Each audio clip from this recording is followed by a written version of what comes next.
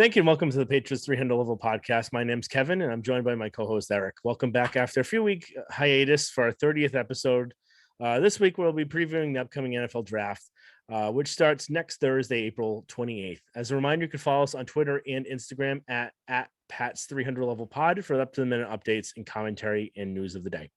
So before we get started, Eric, I think one of the first things I think we wanted to kind of just address, and this is a Patriots podcast, but we are Boston sports fans.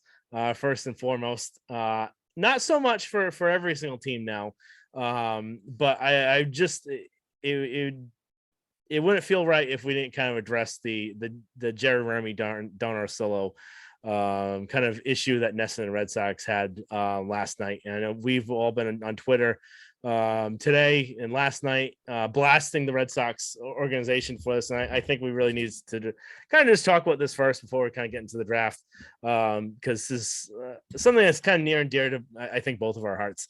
I'll just say I'm completely appalled, disgusted, and not really shocked, because this isn't the first time they've done this, by just the whole Red Sox organization from top to bottom. This is something that is their MO. It's something that isn't surprising that it happened, because they do it all the time. They did it with Terry Francona, they call him a drug addict. They did it with a whole bunch of other people when they kick him out the door. And the fact that what they came out today and said, it just doesn't smell like the truth. And it just, every single thing that this ownership has done has made me like them less and less and less, and hate them more and more and more. And even though they've won 4 World Series since they've been here, I hate their guts, and I hope they sell the team. So until John Henry and Sam Kennedy are gone from this organization, Linda Pizzuti, and even that SVP that had to clarify that she was an SVP, not a VP, until they're gone, I am never, ever supporting the Red Sox ever again. Yeah, it just absolutely sickened me yesterday when I saw that. And I'm kind of glad Don didn't take the high road with it, because they threw him under the bus in 2015, where Red Sox had terrible ratings because they had back-to-back last place finished 3 times in the previous 4 years, even though there was a miraculous World Series mixed in. But they tried to throw him under the bus for the bad ratings, when it was actually just them putting a terrible product on the field. And Don was beloved by everyone in Red Sox Nation. I know for me, I started following Red Sox end of 2001, started every single game from about 2002 to about 2008, 2009, every inning of every game except the late night game. So I pretty much every night in the summer, I was listening to Don and Jerry. And the way they just threw him under the bus, kicked him out of here, was just disgusting for me at the time. And that's when, for me, my first love was the Boston Red Sox, baseball in general, and even more than the Patriots. And when they kicked him out of town, that, along with the Lester, what they did to Lester right around that same time, kind of just got me to start not liking them as much. I still was always a Red Sox fan no matter what, but that's when I started to lose my love for them. And then everything that's gone on ever since then, the past 7 years, we don't have to get into too much details, but that kind of made me lose more love in them as time went on. And then I was texting, I believe you and a couple other people a couple weeks ago after the Xander Bogaerts negotiations came out, how if the Red Sox lose Xander Bogaerts this offseason and then Rafael Devers next offseason, where 3 years ago they had 3 of the best young players in baseball, Mookie Betts, Rafael Devers, and Xander Bogaerts, all under the age of 30, all under the age of 28. You lose all 3 of them without getting much in return. I really thought that was going to be the final straw for me for following them. They have the potential to be the biggest payroll in baseball. But then what they did to Don Orsillo yesterday, I think that was the final straw for me. And I've since moved to San Diego for work, and I'm close to the Padres. Padres were always my second favorite team growing up, so I've been rooting for them the past couple of years. But I think after last night, the Padres are now my number 1 team. It was just completely, and I was done with them before. Everything they've done, from even everything you mentioned to what they did with Kirk and Callahan, and just everything. It's just even Dave Dombrowski. Dave Dombrowski brought them a World Series championship. He did exactly what he's done his whole career, what they told him to do. He brought them a World Series. Then the next year they have an off year. They go around 500. They kick him out the door. And then they start the allegations where he was having illicit affairs inside of the organization while working. So, and maybe it was true, but this is always the dirty laundry that gets aired afterwards by them because they want Terry Francona, all the dirty laundry after they kicked him out the door. Kurt Schilling, every single person. So again, we don't want to get hung up too much on this because this is a Patriots podcast and not a Red Sox podcast. But it just wouldn't have felt right if I just didn't kind of discuss this at first, just because of how disgusting it was by them. And I will never watch a single inning of them until they sell this team willingly. And then just one thing I just want to say is the two things that, if you're to tell me 20 years ago when the Henrys and ownership group bought this team, that over the next 20 years, they'll bring you 4 World Series championships for a team that hadn't won in the previous 80 plus years. But at the end of 20 years, you're not going to like this team anymore. I don't think anyone would believe that. That's just how unthinkable this really is. And then how just they own the Boston Globe, they own Nesson, they pretty much essentially own all the reporters in town and all the news media. So they're having all of them, the Chad Finns of the world, Tony Mazes, Lou Merlonis of the world, trying to defend them for why, or Tom Cairns, this is more on Don Ursillo. Why would Don Ursillo try and take away from Remy when it was actually all on the Red Sox? Yep. And not to forget that they basically, even though they own WEI, they basically run WEI because of all the money that they're pumping, that's being pumped in by the Red Sox. So they want Kirk and Callahan going, they get rid of them. They want someone else. They want, what's his name? The guy that worked at NBC Sports, Evan Drellick, they want him going. He's going. So it's just disgusting how much power they have. And they try and control the narrative. And, people need to start standing up, and they got to realize why they're hated. They're the most hated ownership in this whole city, and that's not even you would think the Jacobs would be. Yeah, I was just gonna say that.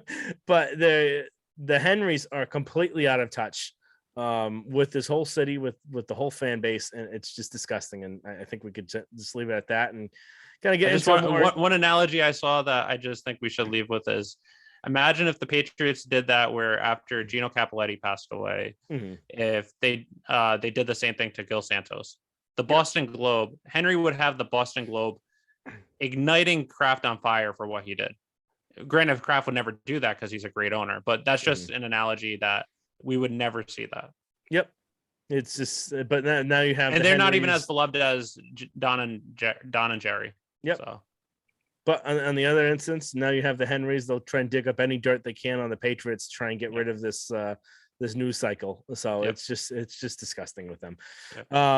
Going into the NFL draft, though, since this is a draft podcast for today, what we're kind of going to do is not kind of highlight every single position, because obviously that would take too long. It's not going to be of note for everyone, and no one's going to care about every single position.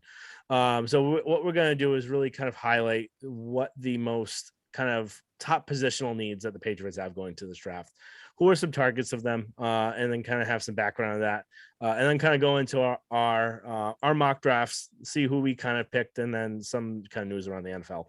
And just to clarify, the mock drafts is who we think the Patriots are going to get, not who we want, unless it's kind of might align more. Yeah. Okay. So they kind of both align the same sort of way.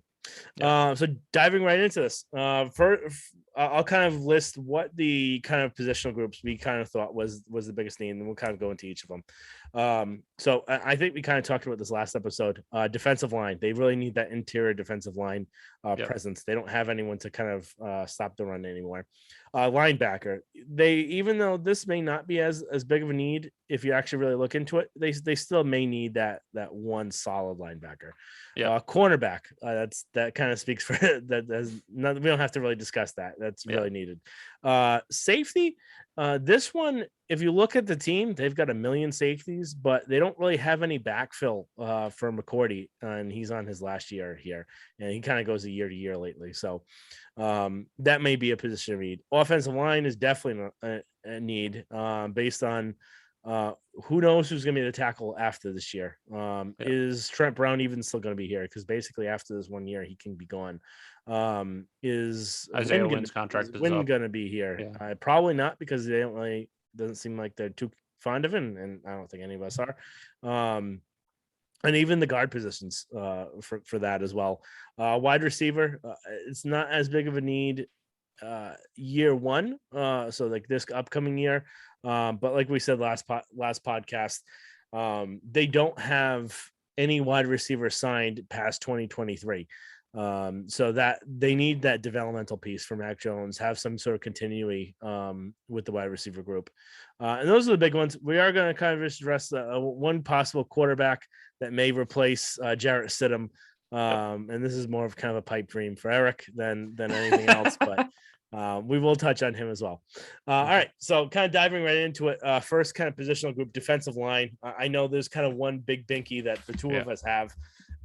Jordan Davis, why don't you give some kind of background to him? 6'6", 340 from Georgia, big boy. Again, I'll have you kind of describe most of these players coming up. Yeah, Jordan Davis is who I want the Patriots to get. I doubt he's going to be available. I think I was hoping that his combine wouldn't perform great, so that he might fall a little bit, but he ran a 4.7840, which is faster than Patrick Mahomes at 6'6", 340. He has essentially Ted Washington's body, but runs as good as a linebacker, tight end, quarterback, fast quarterback.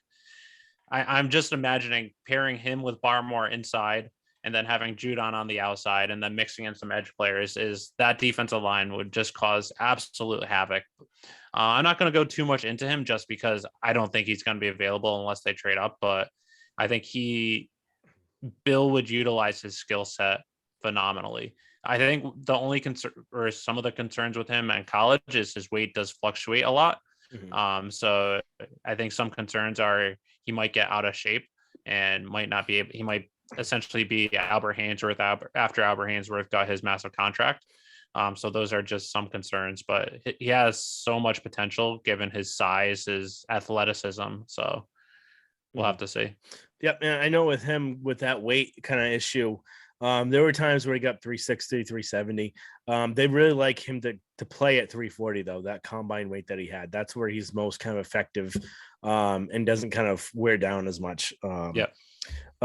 Next defensive lineman, same team, Devante Wyatt, Georgia. Yep. He's 6'2", a little bit smaller, 6'2", 307. He's kind of more in that Barmore type of sizing than Davis really is, right? Yeah. He is an interior lineman that can play outside on a 3-4. He does remind me a little bit. I don't know if this is a great comparison, but for me, I've always thought of him a little bit like Ty Warren, classic Patriot and a 3-4, where he can play edge, can line up at tackle if needed. He can play both inside, outside. He's a 3-down lineman. He has some good size. So I think he was also on that Georgia defense, which was just a historic defense. So I think he would be a good fit as well. And he'd be a better kind of fit than a Dietrich Wise, you would say, yep. Right? I agree. That's why I think if the Patriots were to get him, they would kick Wise to be only a situational player, or possibly to your hoping they'd get rid of him. They're never getting rid of him. He's going to be that Patrick Chung. He's going to be a forever Patriot because Bill loves his wingspan. And, I don't hate Dietrich Wise. I hate how he's used. Yep. No, I agree. He's a very good situational pass rusher. He's a very good 4-3 defensive lineman. Yep. He's not big enough or strong enough to hold up the edge on a 3-4. I agree. And that's where I think if they were to go with Wyatt, Wyatt could play that 3 on the 3-4, or if they were to play some 4-3, he could play the other tackle next to Barmore, and then you could bring in Wise on the other edge. Yeah. Next one, DeMarvin Leal, Texas A&M, 6'4", 290. Anything you got on him? He's a tackle who can play edge as well. He's a little smaller than Wyatt. He's a couple inches taller, but about 20 pounds lighter in the weight column. But he is another person that can fit that role. I think he might be a little undersized just on the weight column, but that is something that he could bulk up a little bit once he gets to the NFL. But he is someone that is versatile like Wyatt, where he can play both spots. Okay. Anyone else you want to kind of give into quickly, or or want to move on to the next group? Yep, just a couple more. Joshua Pascal from Kentucky. He's 6'3", 268. So he has more of that edge role, but he was a captain, was a multi-year starter, and he can play all across the line as well. He did play some tackle, even though he is a little undersized. He did play pretty well in the SEC at tackle and is an edge as well. And he is a 3-down lineman. And then one other one is Travis Jones, defensive tackle from UConn. He's more just the typical defensive tackle, 2-down lineman, playing in the run. He's the best interior player outside of Davis in the draft. He's likely to go second round, maybe third round. So he might just be someone that, given the Patriots' deficiencies in run defense, they might target. I don't think so, just since they do have Henry Anderson coming back, Lawrence Guy, but that might be someone that they might consider. Okay. Moving next, linebacker position. I think this one, he probably isn't going to be there for them. Devin Lloyd, Utah, 6'3", 237. He's kind of a different really mold than the typical Patriot linebackers. And if what they're saying this offseason, where they're trying to get kind of smaller, quicker, faster, kind of line up with the rest of the NFL, this would be the fit for it. Although he lately in the mock drafts, he's been going anywhere from 10 to really 14, 15, where back a few months ago, he was more in the 20s, where you thought maybe he could have a chance. But anything else you had to kind of say on? Yeah, no, I think you pretty much fall. Yeah. He's big, so he is 6'3". He did play inside linebacker, but more the new style inside linebacker where he's a faster. You're not going to see the Ted Johnsons of the world, the 6'5", 265s at linebacker anymore in the NFL. So he's more that new type of inside linebacker.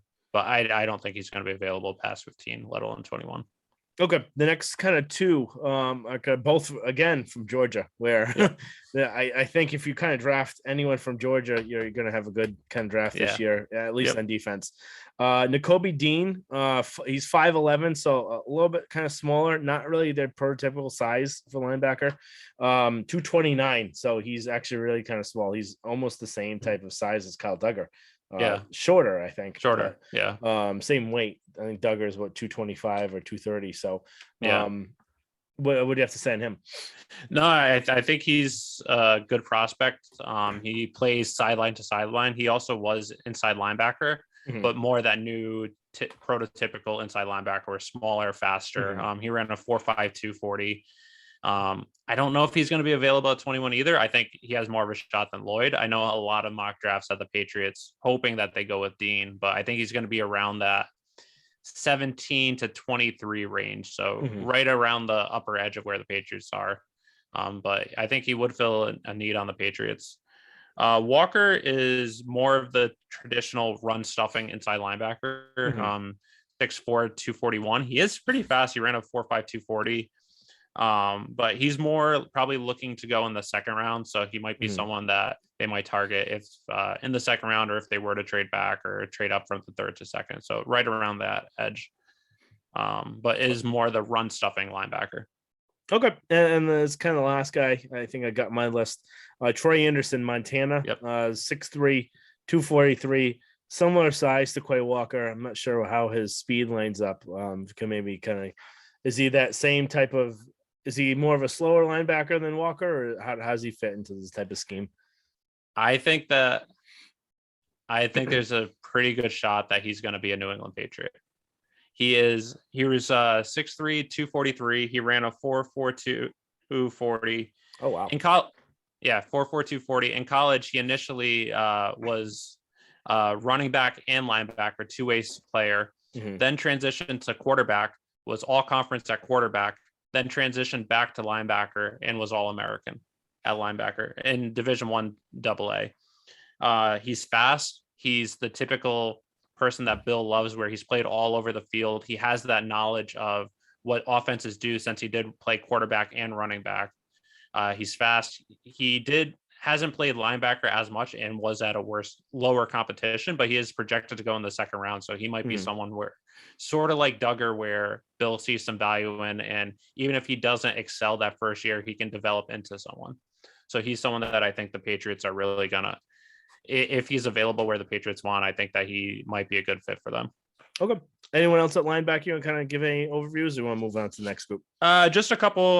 One, Christian Harris from Bama. He's projected to be a second round pick. 6 feet, 226. He's a 3-year starter for Nick Saban. Ran a 4.44 40. So he's a little faster. He has the years of experience, so he might be someone that the Patriots might target as well.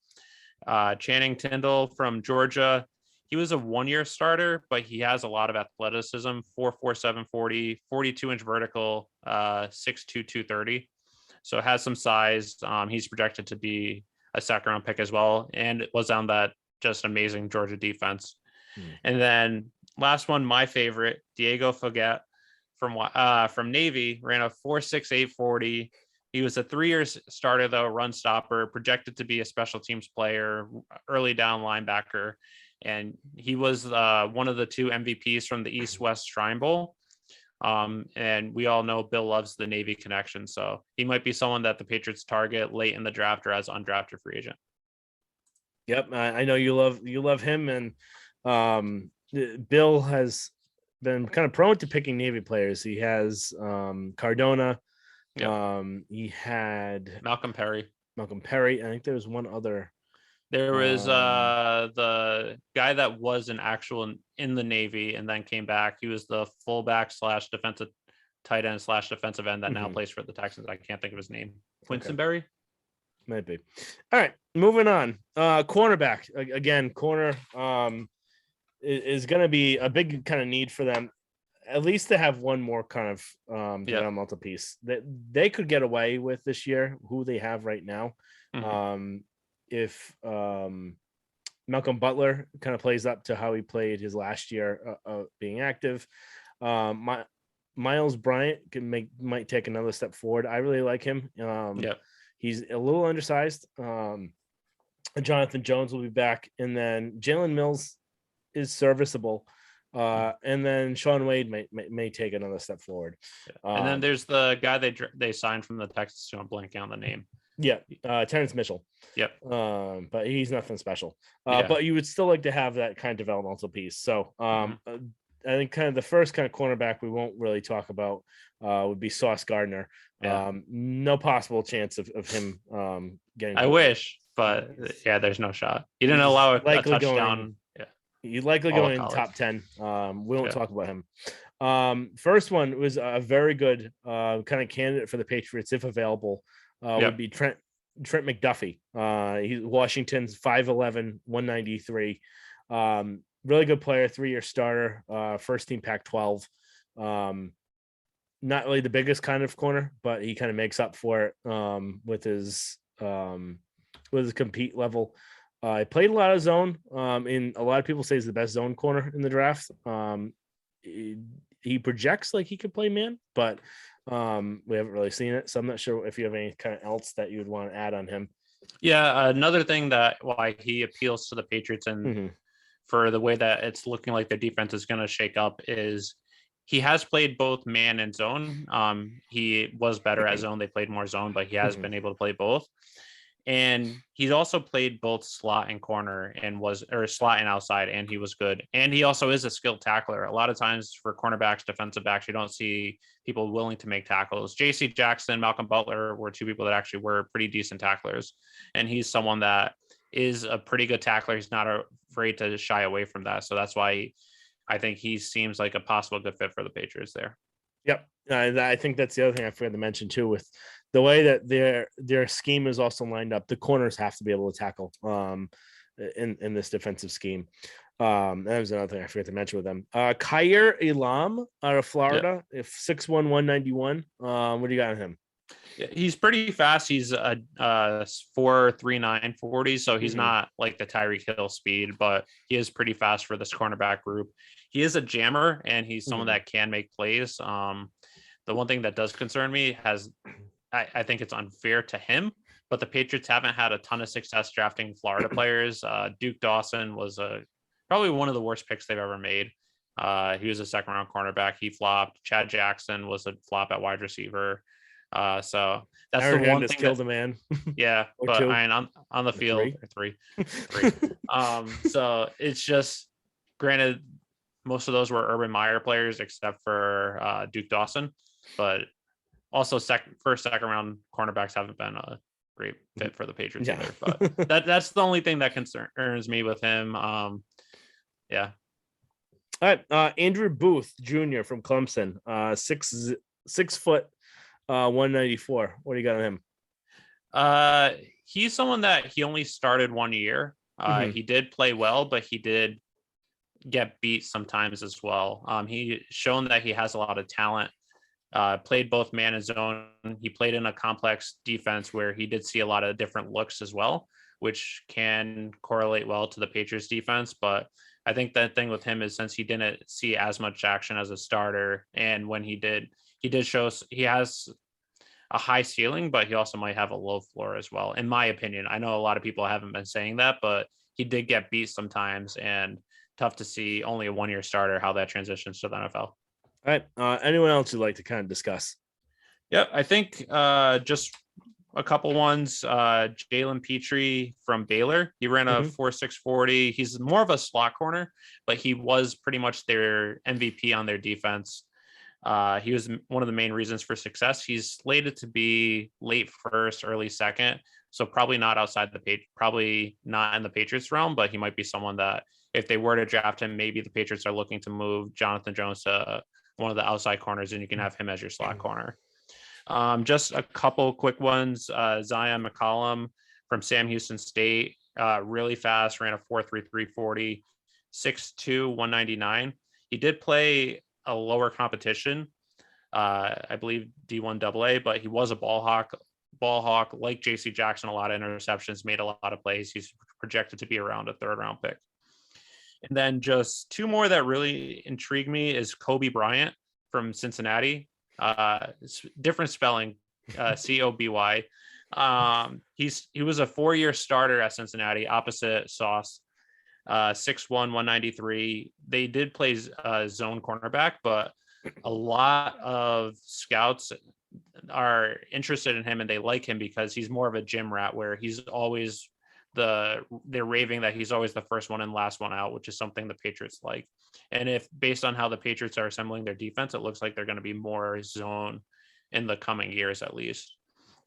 And then one last one is Josh Joby from Bama. He ran a 4.540, 6'1", 194. He was projected to be a 1st round pick coming into this season. However, he had a nagging foot injury and his production did slip a little bit. But he might be someone where he's projected to go in 3rd, 4th round, and Bill might see some value where his decrease in production might have actually been due to the injury, and he might think that taking a flyer on him, he might be able to get that 1st round value. Is he the one? Is he the corner with the Liz Frank injury? The what? Liz Frank? I don't know what that is. Okay. Moving on, safeties. Yep. Again, like I said, they've got a million safeties on this team. Yeah. And even Miles Bryant, it can be considered a safety too. Slot corner safety. But again, they don't have really that free safety kind of position right now to backfill McCourty. Jalen Mills possibly, but I think is what everyone thought what he was signed for was to eventually replace him. So maybe he's still in there. But there's a couple guys out there that, in case they are trying to plan for his backfill, and this would be more of the Patriots kind of style, you prepare 1 year early and have them ready for him when they take over after the next year. So first one, this one's definitely a kind of McCourty clone. Would be Daxton Hill from Michigan.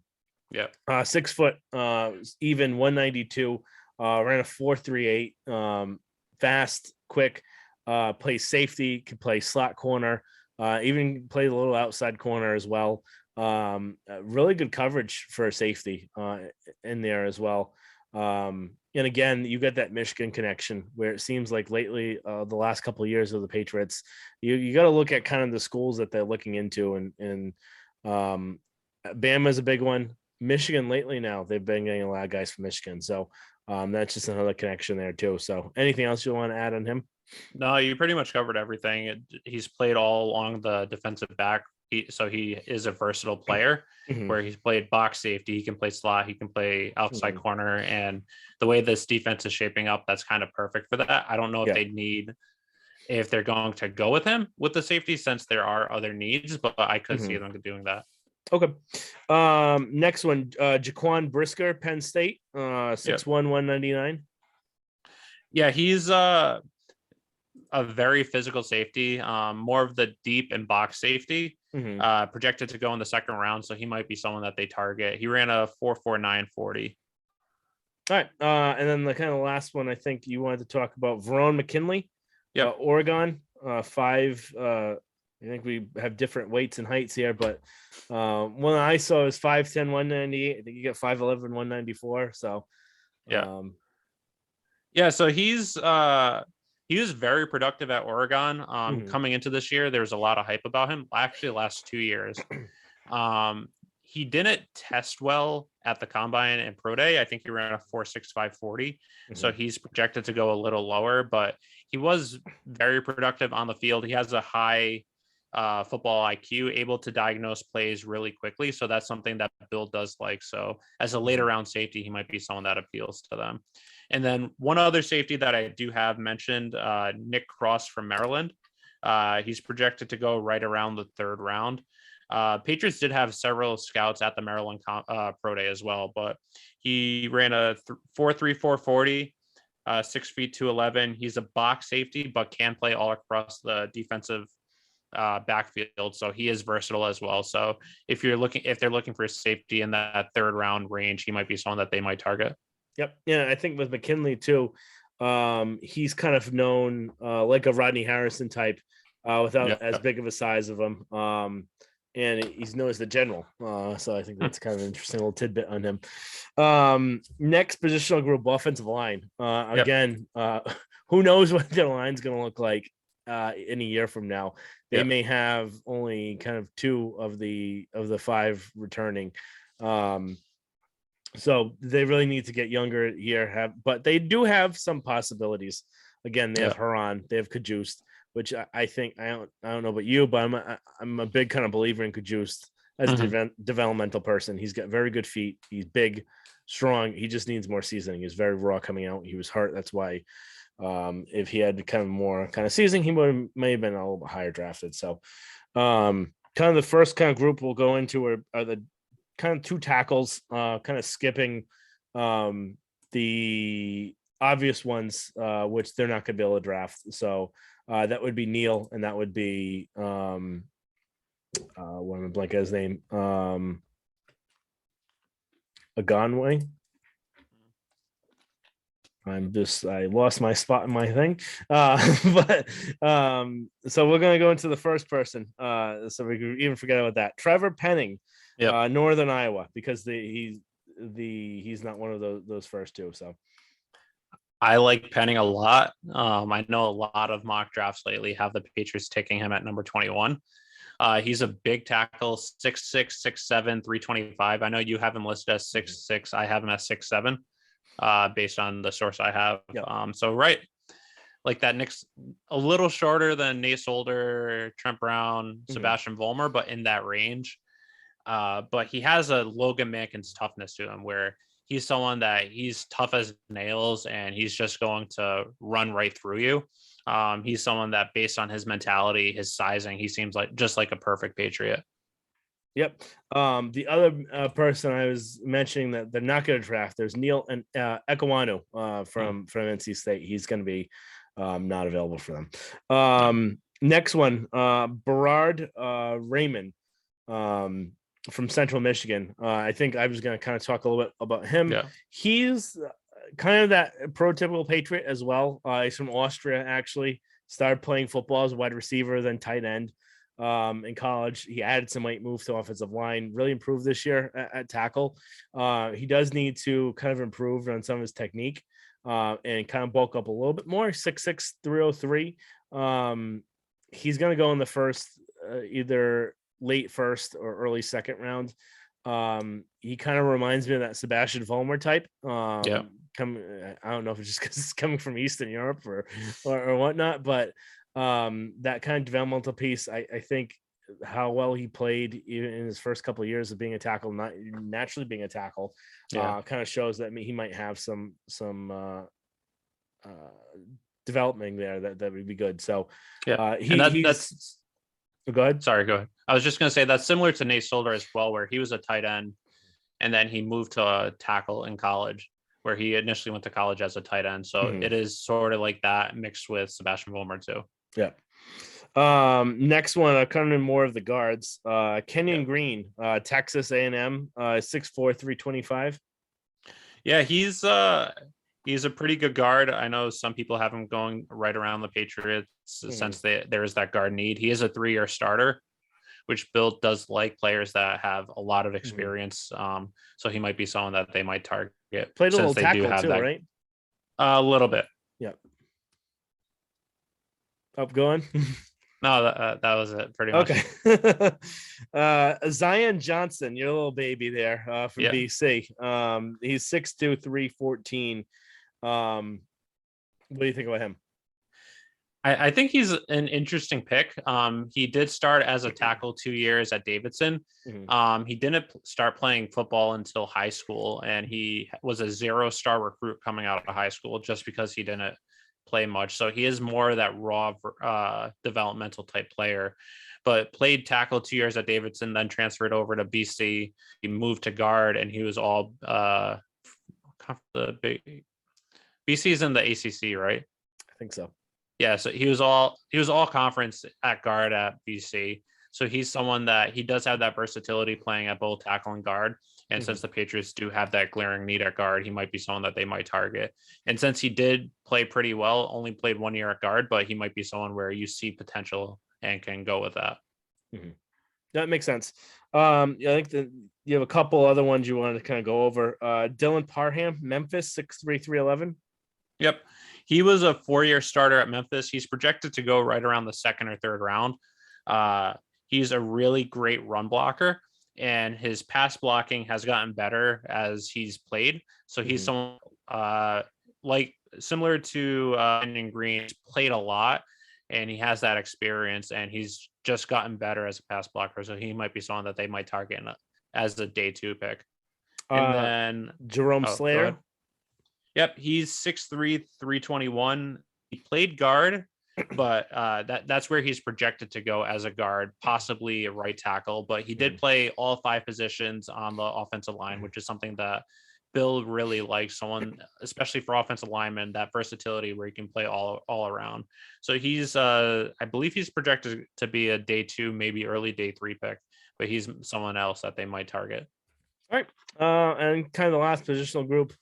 Besides the quarterback, would be wide receiver. Again, this is really kind of tough to kind of project what the Patriots are going to do. They never really pick one high, other than Mccoll Harry being the first person, and obviously they picked the wrong one of all the bunch they could have picked. But this is a very deep draft, like they've been lately. And I forgot who it was saying this, but a lot of the reasons why they think that the wide receiver drafts have been very deep lately is because of Pop Warner and everyone getting more involved in football younger. So they're more used to football, will get more athletic and that sort of thing.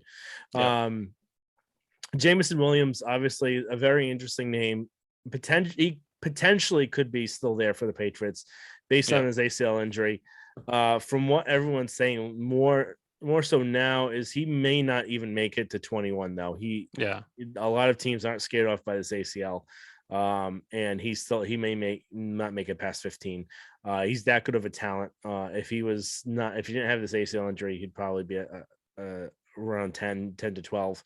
6'1", 179. He could have that deep ball. He's a little bit taller than Deshaun Jackson, just to kind of give an idea of what he kind of looks like. But he's got really game-breaking potential. He kind of prefers to room to work with, and his playing with strength isn't really a strong suit right now, but he can gain a little bit more weight and strength for the NFL. But he's got elite speed, elite separation, and would be a dominant playmaker for them. And I think if he wasn't hurt during the national championship game, Bama may have ended up winning that game. Anything you want to add on Williams at all? Yeah, one other thing that would appeal to Bill is that he was a gunner on special teams, and Mm-hmm. that was something that he actually liked. Kind of was a little detrimental because in the I can't remember which game. I believe it was one of the SEC playoff games where he got a targeting penalty and was ejected from the game Mm-hmm. because of when he was a gunner. But he's just an exceptional talent, and I doubt he's going to be available at the Patriots. So I don't know. Also, given their other needs, I don't know if they'll go with the wide receiver first round, second round, because of also they got Devontae Parker. They have the tight ends with Smith and Henry, and they do have some playmakers. Nelson Aguilar, they're going to be bringing back. Bourne, they have Jacoby Myers. But one thing that does interest me, why the Patriots might actually, I don't think they will, but why they might target wide receivers earlier than we're used to, is given the explosion in the wide receiver free agent market or just contract market, where a couple of years ago they were making similar wide receivers, cornerbacks were making right around the same amount of money. Now wide receivers are getting quarterback money, which is insane. I don't think the Patriots will ever pay a wide receiver the equivalent of $30 million a year. So one way you can get around that is draft them early and utilize them for 4 or 5 years, and then either trade them or get them on a manageable contract. So that might be one way where you're not going to pay a wide receiver $30 million when they're in free agency, but if you draft one and can get good utilization out of them while they're younger, that might be something why they might target them earlier than they're used to. That makes sense. The one issue, though, now we're seeing is, especially with that draft class of N'Keal Harry's, is after their 3 years of service, they now want a new contract. They're not going to play without a new contract. So we're seeing people, Samuel, Metcalf, McLaughlin, AJ Brown, all of them, except for Harry. Harry just wants to be traded because he wants out of here, but he's not getting any money. So that's the one problem, though, too. But the other option there too is, even you get him for 3 years, maybe you trade him for a first and something else, and you draft another guy, and you just keep that cycle where you trade him after 3 years, but you would have to hit every single time. That's just the one thing. Similar to what what's his name, Ben Volen wants the Patriots to do with quarterback, is drafting a new quarterback every 5 years, which is insane. But drafting a wide receiver is a little bit easier, especially how much more talented are lately, but still you have to hit, and they don't have a great track record of that. Moving on, Chris Salave, he's another kind of first rounder they could potentially target. I don't think they would go for him. If they're going to be going for a first round talent, Jamison Williams would be really, I think, the only one that they'd be hitting there. Olave, though, he's quick, he's fast, 4.39 he ran.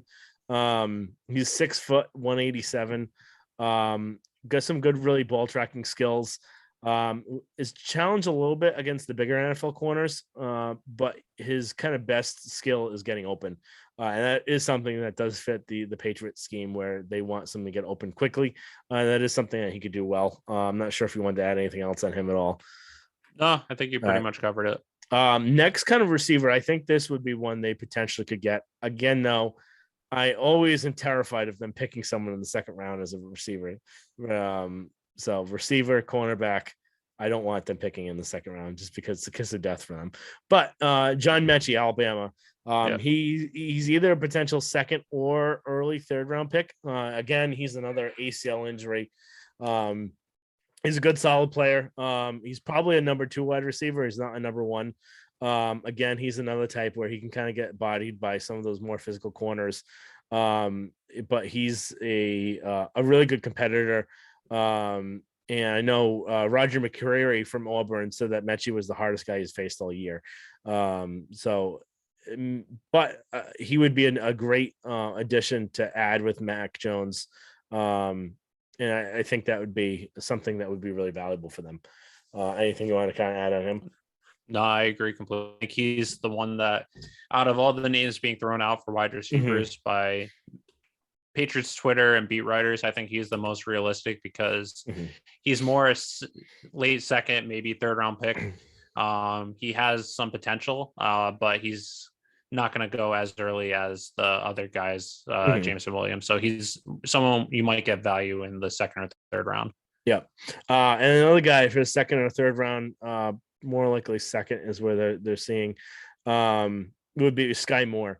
Yeah. I don't know if he'll make it to 54, but well, he's from Western Michigan, 5'9", 195, so a little bit smaller. But he, again, very quick, led the country in broken tackles for a wide receiver. And he kind of reminds me of Golden Tate, just kind of smooth, quick, fast, a really good player. So it's just another one that to keep an eye out there for. Again, wide receiver market. Who the hell knows what they're going to do with them? So there are two other wide receivers that I have on my list for late round picks or undrafted. Slade Bolden. Slade Bolden's the obvious. He's the slot receiver at Alabama. He was Mac Jones slot receiver. He didn't test well. I think he ran like a 4.65. I'm trying to think. It was in that range. Mm-hmm. He wasn't very bad combine. When he was there, he did not look well. And he didn't really wasn't extremely productive at Alabama either. I think last year he had 30 catches for 400 yards, something like that. So, but one thing we have seen the Patriots do before is in the 2020 draft free agency, when Jarrett Stidham was projected to be the starting quarterback, they signed Will Hastings, Auburn's slot wide receiver, who was Jarrett Stidham's slot wide receiver. So I could see them going after Slade Bolden as either a late round draft pick or undrafted, just to see maybe he has some chemistry with Mac Jones and he might be able to catch on as a slot receiver. So he's one. And then another one, which I think Bill would love, is Jared Bernhardt. He was, I believe, All-American lacrosse player at Maryland. And then he went over to Ferris State and was a quarterback and led them to a national championship.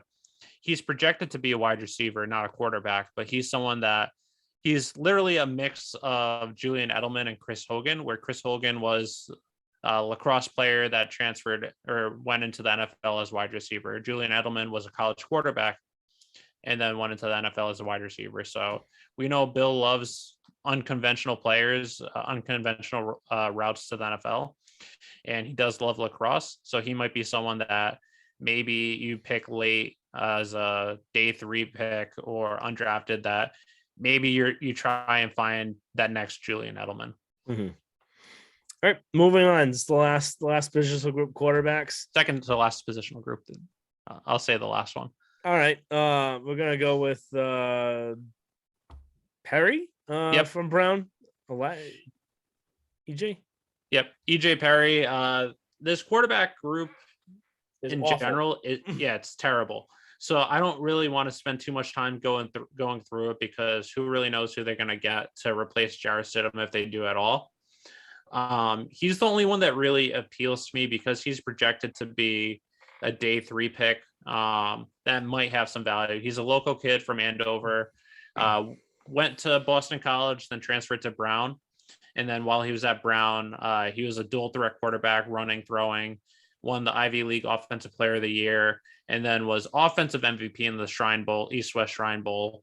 Diego Forget was the defensive MVP in the East-West Shrine Bowl. Had a great combine. He's fast. I think he ran a 4.540 or 4.640. Yep. So he had similar combine numbers to Jacoby Myers. I don't think, some people are saying he might, if he was to play in the NFL, he will have to switch to wide receiver. Others are saying he still has the potential of being a quarterback. So he's someone with, given the Andover roots that Bill likes, because Bill went to Phillips Andover Academy, and Brown. He's a smart kid, is a dual threat. He might be someone that you might try and develop. So he's the only one I think is worthy at quarterback to even mention.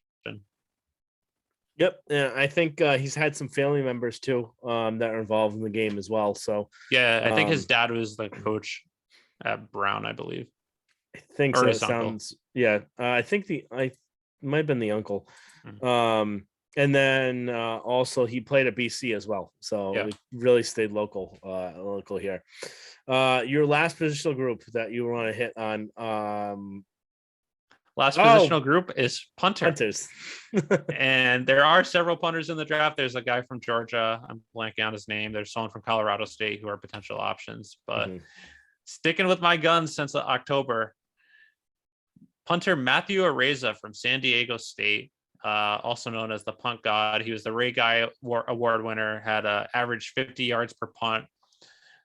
He had several 80-yard punts, several more 70-yard punts. So in the combine, he really impressed me, where watching his highlight reels of either from San Diego State or just watching some of their games, he had more of the long line drive punts, but in the combine, he had those good hang time, high, just really good punts. And I think he's someone that he only punted once, or the last year, his junior year, which is his most recent year, was the only year he was punter. He went to San Diego State as a kicker. He was starting kicker as a freshman, sophomore. Then junior year, he became their punter out of necessity. And he's someone that he just has so much potential, where that was his first year punting. If he gets more training, he might be even better than he was in college, which is saying something given how good he was his last year. And he is someone that, I know it's unlikely, but he was a pretty good kicker at San Diego State. His accuracy would have to get better, but he might be someone that could develop into a two-way player where he can be both kicker and punter. And that's something that Bill Belichick said during the year, when asked by a media member, that would be an invaluable skill set to have someone who can be both your kicker and punter, that can free up a roster spot on else. His accuracy would have to get better. I think his accuracy was around 75% this year.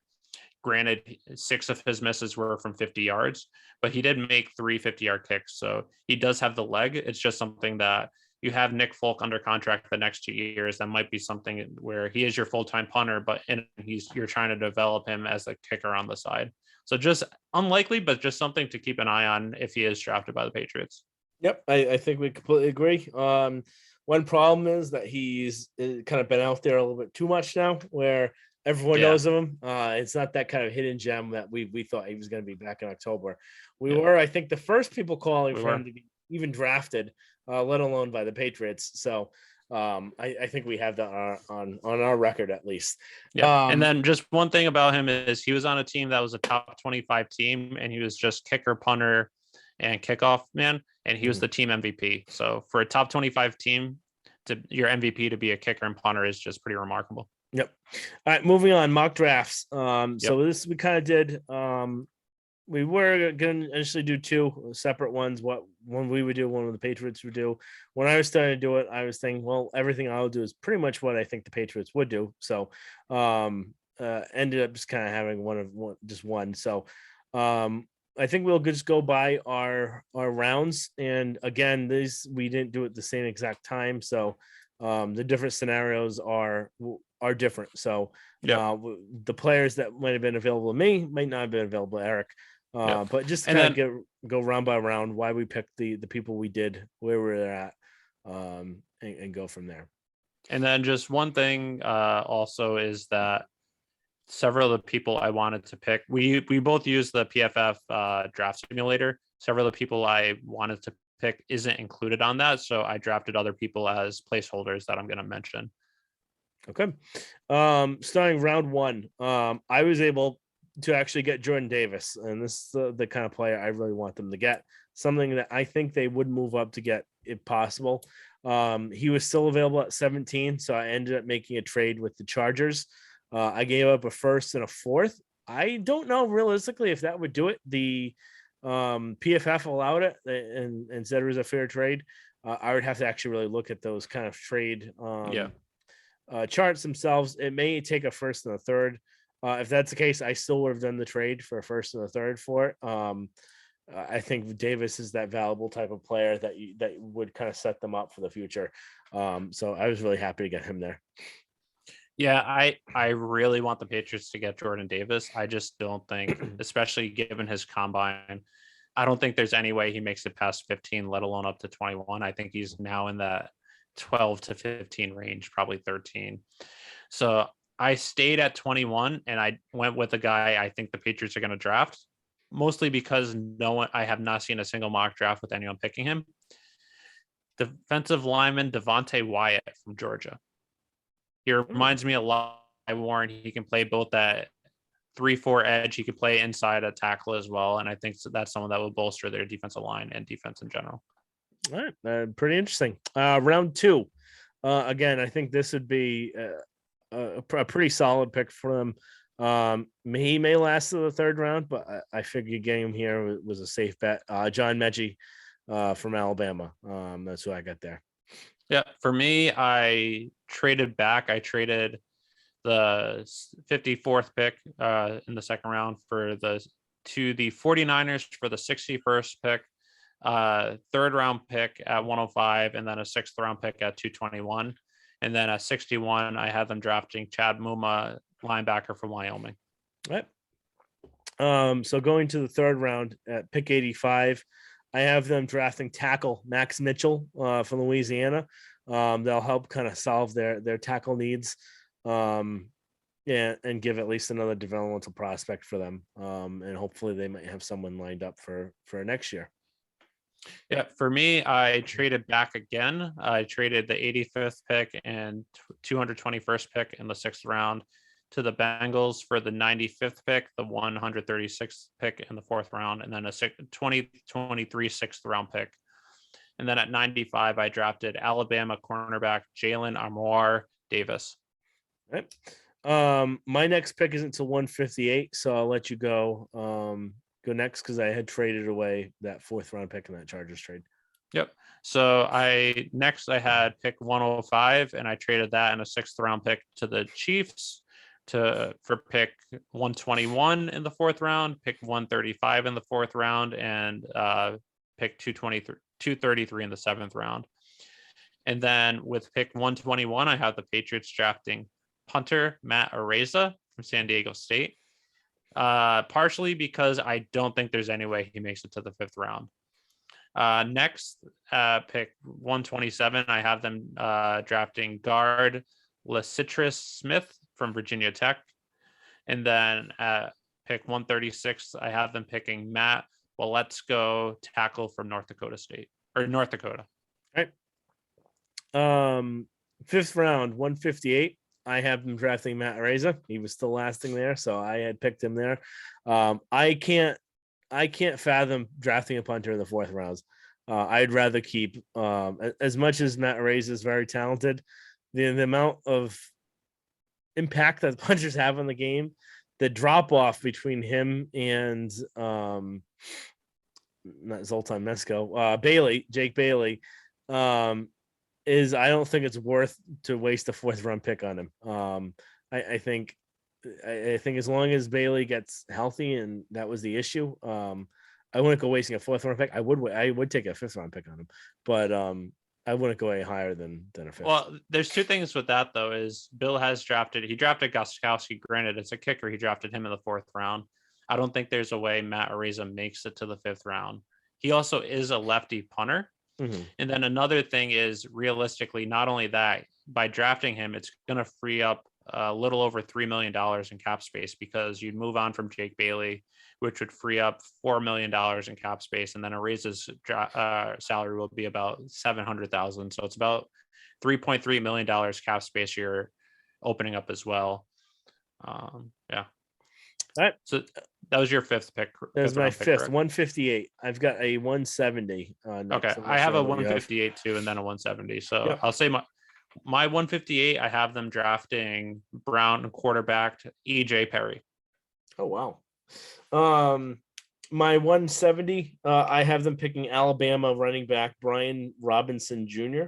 Again, I think I wouldn't be surprised if they pick a running back in this draft, because they always like to be ahead of the game there. They need a receiving running back, and they also might need a running back to replace Damian Harris, because the odds of him re-signing here after this year, I would put very low. Just depending on if he wants to get paid, or is he going to want to take a team-friendly deal. If he wants to take a team-friendly deal, they're going to probably try and sign him to that. But I don't see them extending resources for the running back position, nor would I. So I think they'll just keep drafting running backs year after year and hopefully hitting on them, because it's pretty easy to. Yep. No, I agree with that. I have them drafting at 170, Texas A&M safety Leon O'Neal Jr. All right. Going to round 6. I'm at pick 200. Do you have anyone before them? I do.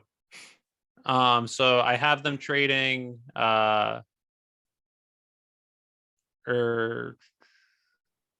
sorry, I'm trying to see. Oh, so before I traded 4th round pick 135 and a 7th round pick to the Bengals for pick 174 and a 5th round pick. And then I have them trading pick 174 and a 7th round pick to the Washington Commanders for a 6th round pick 189 and a 2023 6th round pick. And then with the 6th round pick 189, I have them drafting Navy linebacker Diego Faget. All right. And then you said you're at 200? Yep. Okay.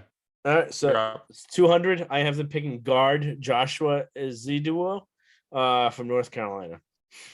Okay. My next one is pick 6th round pick to 11. And I have them drafting quarterback / wide receiver Jared Burnham. Right. And I was actually the pick beforehand, 6th round 210. I have them picking safety Sterling Weatherford from Miami. Okay. My next is 7th round 238. You got anything before that? I am done for my draft. So next, or earlier, I also had them. They had pick 200. They traded that to the Rams for pick 211, which I just stated, which was Jared Burnham, and then 7th round pick 238. And then with pick 238, I have them drafting wide receiver Slade Bolden from Bama. I think that might be a solid pick. He's more likely to go undrafted. So yeah, but 7th and undrafted, pretty much the same sort of thing. Mm-hmm.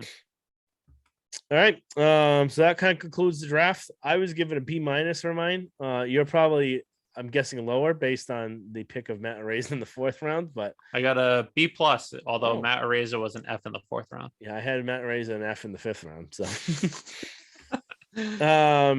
all right, that concludes kind of the draft. Just quickly, kind of news around the NFL. But this has been a long podcast already, so just kind of briefly touching upon some of the news. I think the biggest ones are just kind of the wide receiver thing that we kind of mentioned before. Deebo Samuel, Brown, McCauliflin. It's just creating a different environment, and it'll be pretty interesting to see what happens. I know PFF, for some reason, I think they're just trying to stir the pot by having the Samuel in the Patriots uniform, saying coming soon ? Yeah, I think they're just doing that for clicks. I have no reason to believe, as much as I would like to say whatever the opposite of Evan Lazar is right.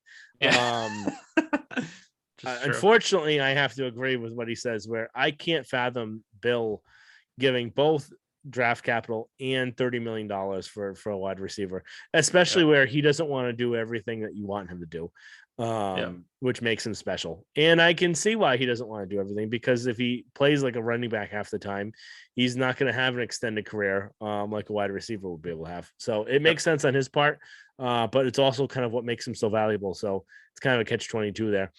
I agree. Any other news you want to kind of discuss? No, I think that's pretty much it. The last week and a half hasn't been as newsworthy as our hiatus between our last episode wasn't as big as the previous hiatus. So, I couldn't agree more. So, NFL draft again is going to be next Thursday on April 28th. So that'll be round 1. Round 2 and 3 is going to be on the 29th, and then I think the draft will finish and conclude on the 30th on the Saturday. Correct. And then one thing we're going to try and do, granted, we'll have to see how effective it is, but one thing that someone on Twitter, I believe Dan Kelly, said that he does, and it's something that appealed to us, is at every pick, we're going to predict who we think the Patriots are going to draft as well. I know we did our mock draft, but say the Patriots are on the clock at pick 21 and they're going to pick, we're going to tweet out who we think they should pick and going to pick. Yep. And then we'll definitely have our recaps on Twitter, our immediate recaps. And then the following week, again, you can expect an episode from us kind of detailing what the breakdown is of the draft. Did they get who we thought we wanted? Were there any surprises? did they trade back a million picks and never actually grab anyone of note? So anything wouldn't be surprising with Bill. Is he going to stay the course? Is he going to have as good of a draft as he did last year, or is it going to be one of those drafts from before where it's those kind of crappy players? But from everything that we're hearing on Matt Groh, he kind of is very well respected actually in the Patriots organization for his scouting talent, and had some high praise for him.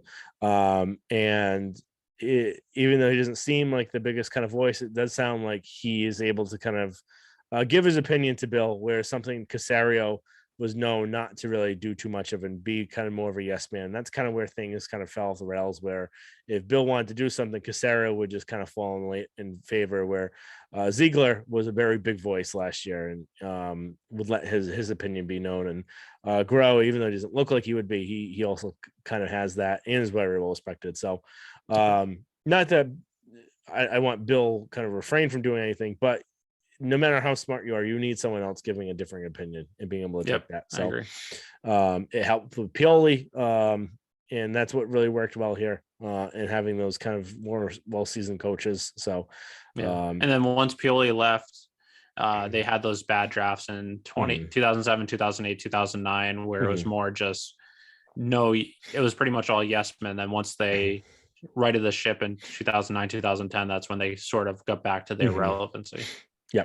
So it'll be interesting to see what happens. Again, you can't really can't grade a draft until really year 3. We can kind of do it early with last year's draft, but who knows what's going to happen after into the season. Players could regress or what have you, but it looks to be a pretty solid draft. All right. That went really long. So we'll leave it with that. Again, make sure you subscribe, rate, and review. Follow us on Instagram, Twitter at Pat's 300 Level Pod.